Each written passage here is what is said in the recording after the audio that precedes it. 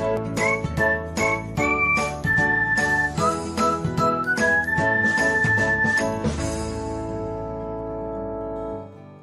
everyone, welcome back to another episode of Technologyglance.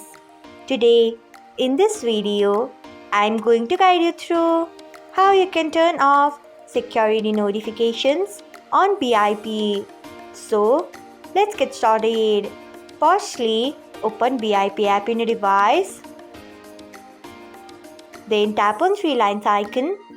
Next, tap on settings. After that, tap on privacy. Next, you can see the option of show security notifications. Turn off it by tapping on it.